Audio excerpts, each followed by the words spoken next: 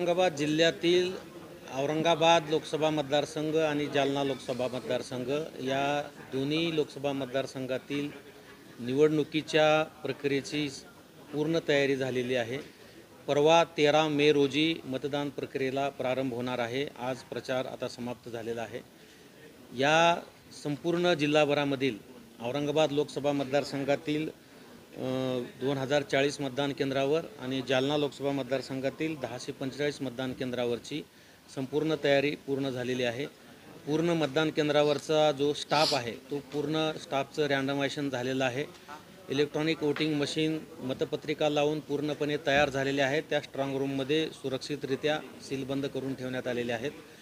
मतदान केंद्रावर लागणाऱ्या सर्व साहित्याच्या बॅगा भरून तयार आहेत। एकंदरीतरित्या पोलीस बंदोबस्त पूर्ण जिल्हाभरामध्ये लावण्यात आलेला आहे। जिल्ह्याचा पोलीस बंदोबस्त माननीय निवडणूक निरीक्षक आणि वरिष्ठ पोलीस अधिकारी यांच्या उपस्थितीमध्ये अंतिम केलेला आहे।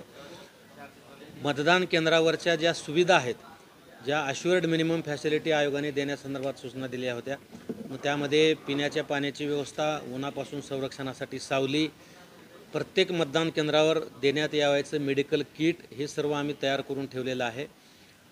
मतदान केंद्रावर येणाऱ्या मतदारांना मतदान करण्यासंदर्भात कुठलीही अडचण येणार नाही, कुठल्याही कटू प्रसंगाला सामोरं जाण्याची वेळ येणार नाही, या पद्धतीचं नियोजन आम्ही त्या ठिकाणी केलेलं आहे।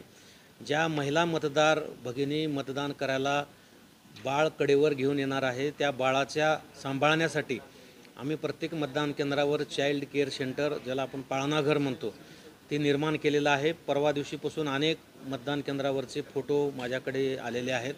त्यामध्ये अंगणवाडी ताई त्यांच्यावर जबाबदारी आम्ही दिलेली आहे।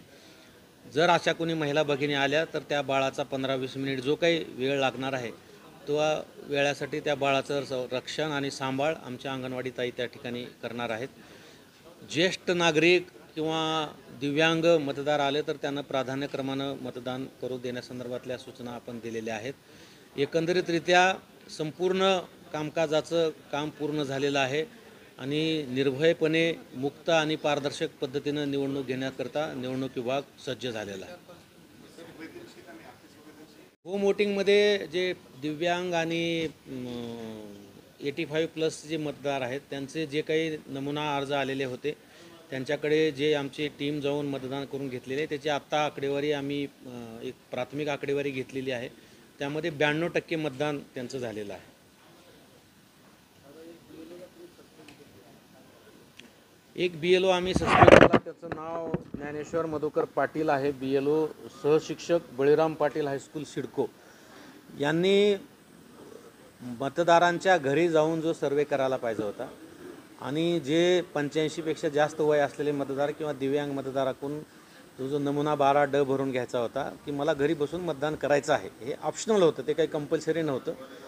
तर ह्या BLOनी मतदाराच्या घरी न जाता परस्परच अहवाल दिला होता की निरंक आहेत म्हणून।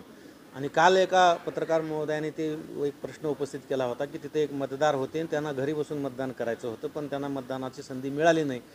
त्यांच्या त्या प्रश्नावर आम्ही तातडीनं दखल घेतली। कालच लगेच ती चौकशी लावली आणि आज दुपारी चौकशीचा अहवाल आला की तो BLO घरी न जाता त्यांनी तो अहवाल दिला होता, म्हणून त्याला आम्ही सस्पेंड केलेला आहे।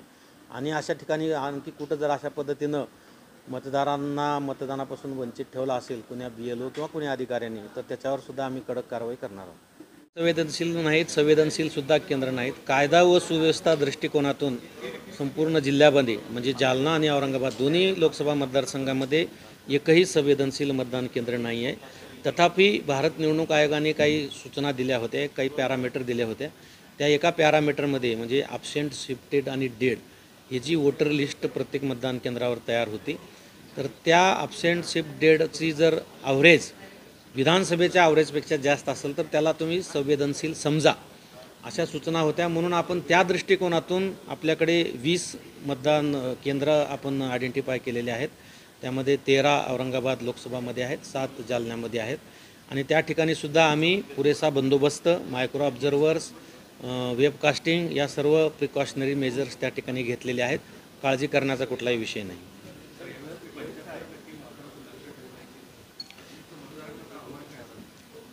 नुकतंच आपण देशाला 75 वर्षे पूर्ण झालेले आहेत स्वातंत्र्याला, म्हणून अमृत महोत्सवी वर्ष साजरं केलं आहे। तो विषय डोळ्यासमोर ठेवून आम्ही मतदारांना आवाहन केले की किमान 75% तर मतदान करावं प्रत्येक गावाने.